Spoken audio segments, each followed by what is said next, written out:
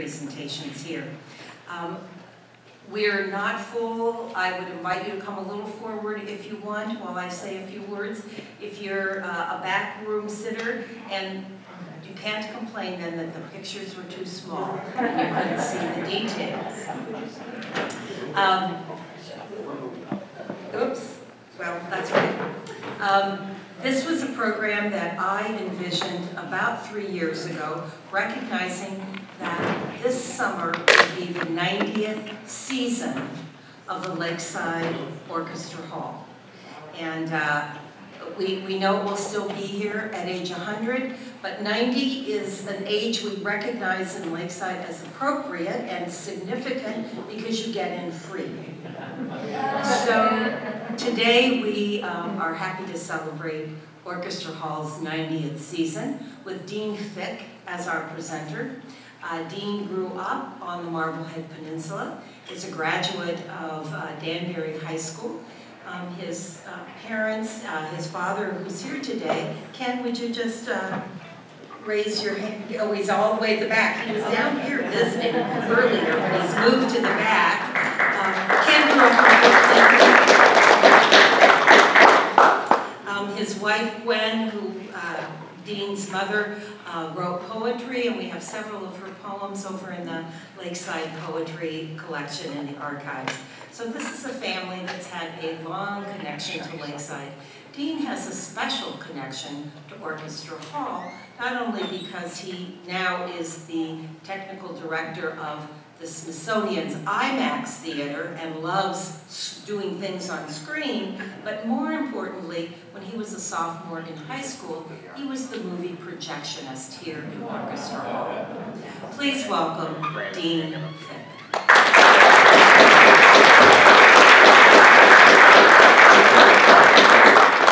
Good afternoon, everyone. Welcome. It's so great to be here and to see all of you. I've put a lot of effort into this presentation, and it means a lot to me because, you know, no matter where you wander in this world, Lakeside always seems to follow you along, and that's the case for me. And even though I work most of the time in Washington, D.C., you'd be amazed how many times I think about Lakeside and Orchestra Hall and all of the times that I had here growing up during the 1970s and early 1980s. And since I spent 4.5 years, 5 years as the projectionist here, I've always had a lifelong interest in knowing the history of the building. When I saw it, it was in its middle age and wasn't in particularly good condition. And since then, it has really blossomed and has taken a really wonderful form, and it's in very good condition now. So that piqued my curiosity even more to try to go back through the archives and see what the history of this building is. And I would consider this a project that's about half to 3/4 done. So I'm pretty sure of everything I'm going to tell you, and I have a lot more details that I want to fill in the event that I'm able to do this presentation again in, say, 5 years or something. So I'll show you what I have so far, and because some of the details are a little lacking in some of the decades at this point, I'm going to share with you some of the technical things that go on in Orchestra Hall, or have gone on over the years. So if you're interested in technical stuff, that's good. If you're not, that's okay to kind of gloss over them, and I'm sure you'll enjoy the whole thing nonetheless.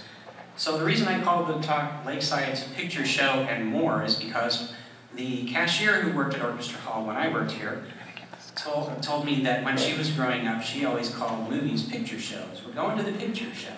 And that was the case here. So that's a term that maybe isn't so common anymore, but it's one that I thought should be revived. So let's talk a little bit about what I learned about movies in the area before Orchestra Hall existed.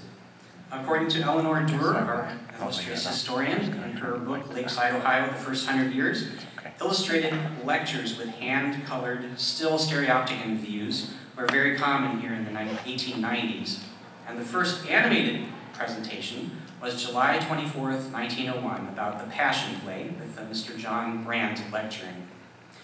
Now, most of the people who did presentations back then were itinerant, and they would bring their equipment to your facility and set it up for the evening. In 1902, two illustrated lectures using Winchell's Edison projector scope were shown here on the grounds, presumably around the auditorium. In 1903, 2 evenings of comedies, such as A Gentleman in France and Breaking Up Housekeeping, introduced some slapstick principles to the area. In 1908, believe it or not, there was a theater in Marblehead. It was called the Auditorium Theater, opened at first by 2 men from Sandusky, Gensert, Mr. Gensert, and Rosselli, I hope I'm pronouncing those correctly. Taken over by a local in June 1908, by George Eberwein and George Ellithorpe. George Eberwein bought them out, went it alone in June 2010, and the theater was enlarged to 300 seats in 1913.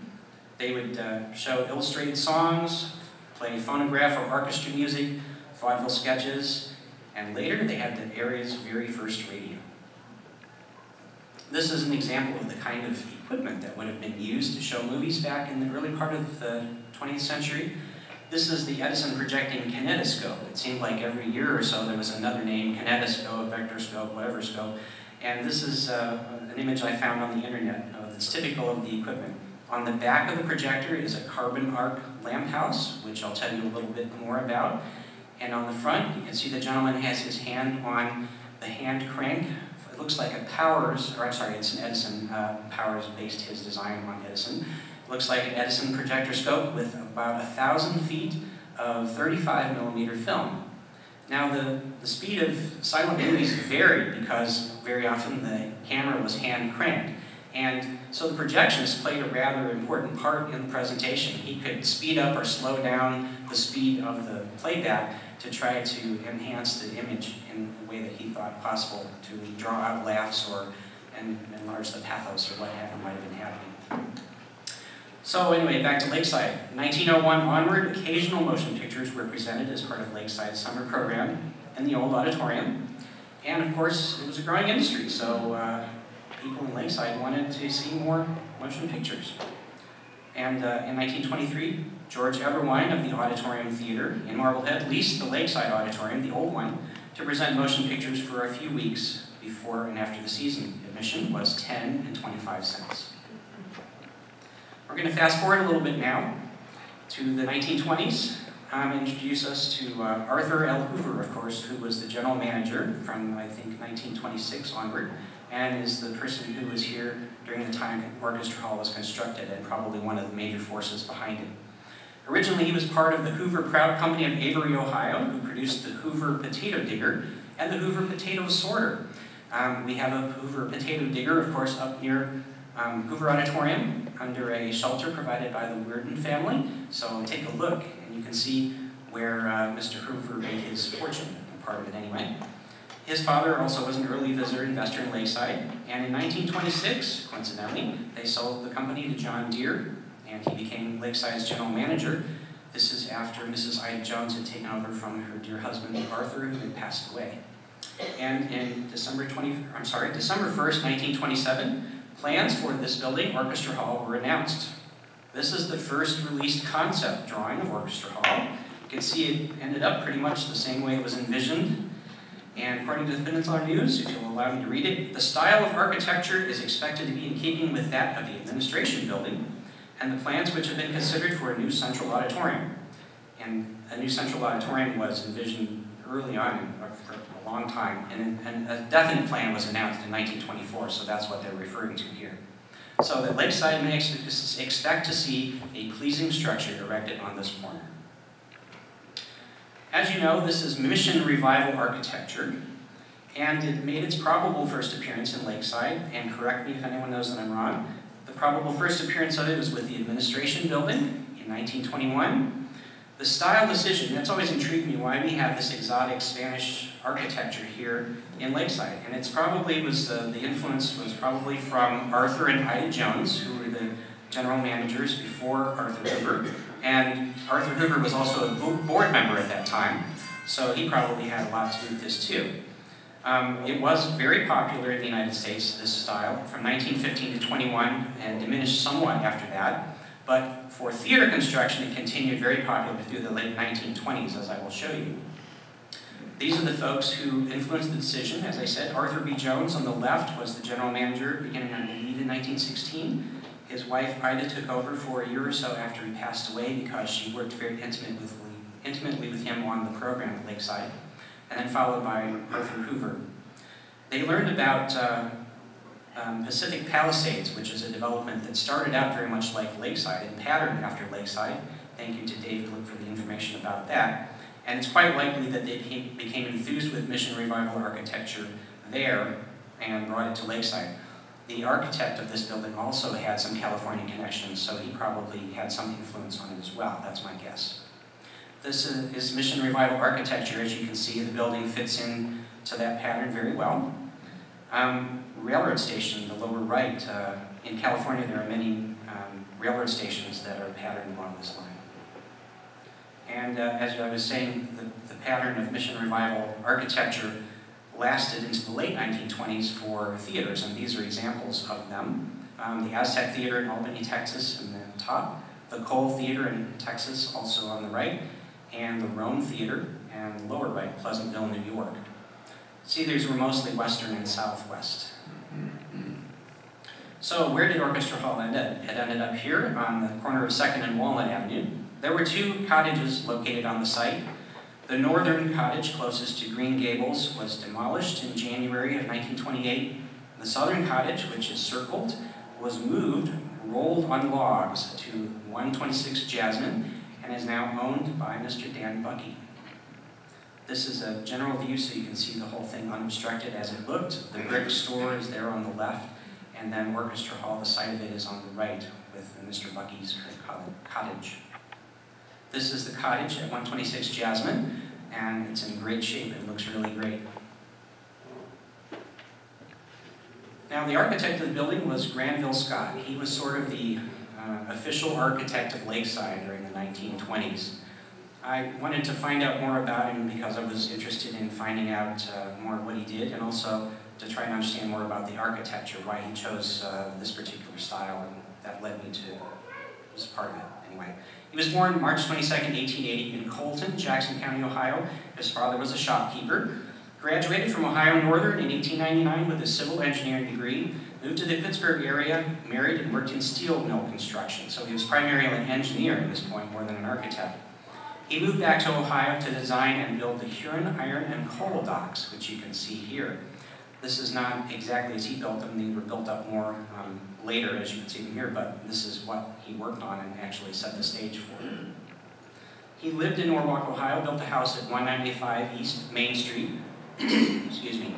He was prominent in the Methodist Church and Masonic Lodge, designed many different styles of buildings and industrial facilities, so he seemed to be rather agnostic about the style. Houses, hospitals, auditoriums, theaters, schools, including this, our school, the Danbury Township High School, the center part of it, the original part, churches, swimming pools, water treatment facilities, and even country clubs. And in the 19-teens, he owned a road construction firm and did cement roadways, but I think he decided that wasn't a very exciting way to earn a living. He died in Norwalk in 1954 and worked almost till the very end of his life. He's buried in Colton Cemetery, Jackson County, Ohio. This is his house. Since Norwalk's close by, I just, out of curiosity, drove by and took a photo of it. It was built in 1924. It's a nice abode. And this is his tombstone in Colton Cemetery, Jackson County, Ohio, courtesy of the Find a Grave site. So Orchestra Hall was constructed. The contract was let out on February 13th, 1928. Ground was broken on February 23rd. The contractor was Bolin Inserting from Fremont. By March 15th, the excavating is all done, the basement for the heating plant is completed, and most of the massive foundation walls are completed. April 5th, with the iron framework mostly in place and a large force of masons at work on the walls, it is expected that Orchestra Hall will be ready for the roof within the week. And May 20th, the finishing touches are now being put on the exterior, and the inside work is being rushed to completion. This is these are 2 photos of the construction. You can see the job site trailer on the left there, scaffolding for the masons working on the walls and the roof on the right. And is that a Model A on the right there? Here's another view from the side, a little clearer, probably taken on the same day since it looks like these 2 gentlemen are in the same spots. And all done. This is the first official photo taken summer 1928. No landscaping in place like that, it looks like. The road is still dirt in front, and the brass on the doors is still very shiny. So it looks like there might have been some rumors which were addressed by the administration at that time. Contrary to the opinion prevailing that the enterprise might be of a private nature, the building and all activities that it may house will be under the direct management and control of the Lakeside Association, and all revenue or profits will accrue to the association. While the financing of the building has been arranged so as not to burden the association, no individual or individuals will receive any profits from any revenue derived, but the latter will all be used in accordance with the provisions of the charter of the institution. So don't worry, Orchestra Hall is not a private venture. It's associated with the association. Dedication was July 4th, 1928. So remember, every time you hear the 4th of July in Lakeside, think, oh, it's Orchestra Hall's birthday. So here's the dedication ceremony. First, a short musical program was given, including 2 very suitable and pleasing numbers by the Assembly Orchestra and 2 solo numbers by Mr. A.H. Durnell. The speakers of the evening were familiar to all. President Peter J. Slock, I believe that's how you pronounce his name, Slock, of the Lakeside Association, shown on the left, General Manager Arthur L. Hoover of the association, and Bishop Theodore Henderson of this area. Mr. Slock gave the name of the building